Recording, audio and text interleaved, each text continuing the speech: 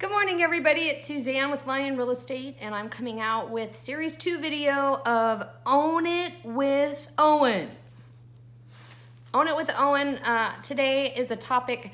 I try to pick topics that are relative to what I'm finding right now. So the topic I want to talk about today is a situation where you're buying and selling in the same transaction.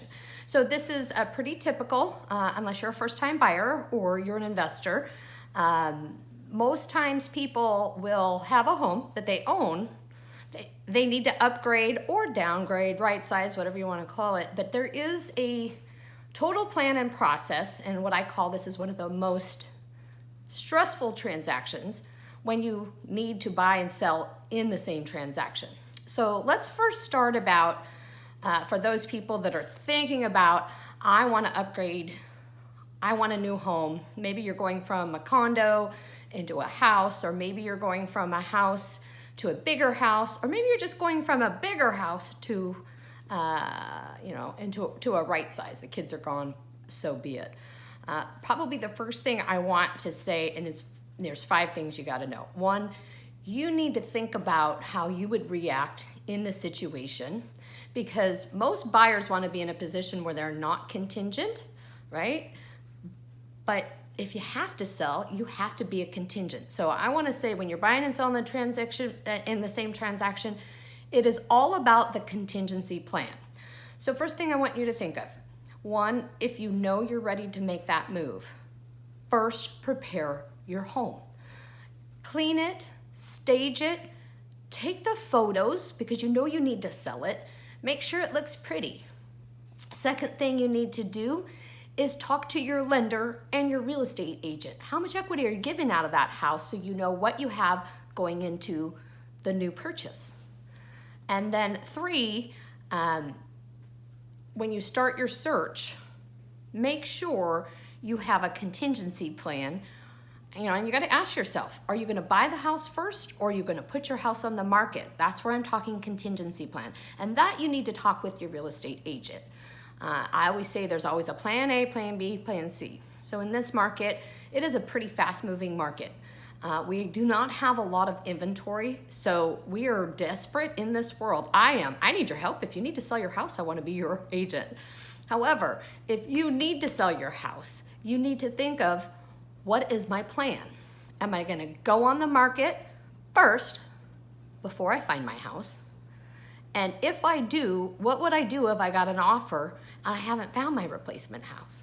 So there's a contingency plan. So there's 2 things you can do. You can put a contingency of finding that replacement property. That would slow down the buyer. And if we can't find a house within, and it's typically 17 days, then you are in agreement that you're not going to go forward. You have the right as a seller to cancel that buyer.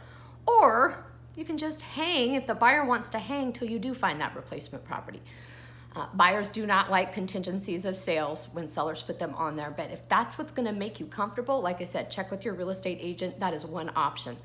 The next option would be to put your home in the market and know that while you're putting it on the market, you're simultaneously looking for a home. And in that respect, you would probably negotiate with anybody that put an offer on your home, a seller in possession, or let's sell the home quickly. That way you have your equity, and that way when you're buying the next house, you look a bit better on paper because you already have your home basically sold and through a process. That typically is what I find more people are doing. They'll try to do both at the same time, but once again, in case you don't find the right house, that's okay, but you need to be prepared to go into rent, short-term rent, or what I call the family. Because you may have to have a short-term period where you're in somebody else's house while you're trying to either find your house, or possibly you've bought a new home, so you need to wait for that home to be built. So those are 3 things I want you to think of, because everybody looks at the pecking order when you do get an offer. So if you're a seller, you're going to be looking at that same pecking order. Do they have a house to sell? Are they conventional? Are they putting a lot of cash down? Are they putting a little cash down? So if you're contingent, you're really putting the cash down from the sale of your home. It does have a tendency to make sellers a little uneasy because they don't know what happens if the buyer does fall out. Then you got to start the process all over. So let's talk about in this scenario, probably the best case scenario for a fast moving market, I think, would be to go ahead and put your house on the market.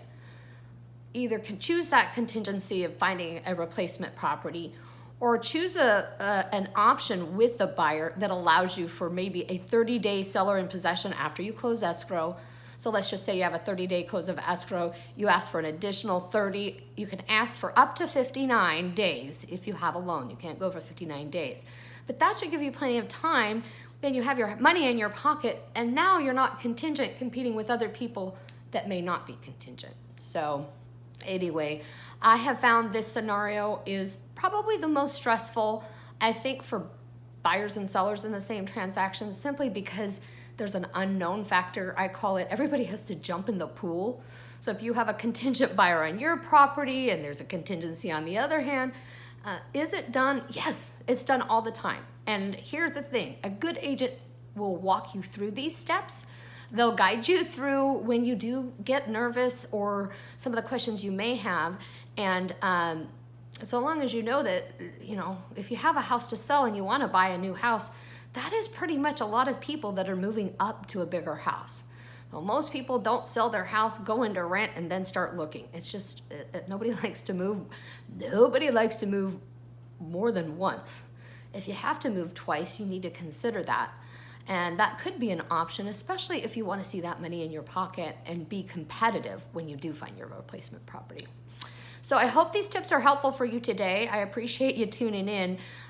This is series 2 of Own It with Owen. And really think about, if you're ready and you really want to make that move, call your agent. We will walk you through these steps. We will help you plan the options for you to feel good about the decisions you're making and the risk versus the reward.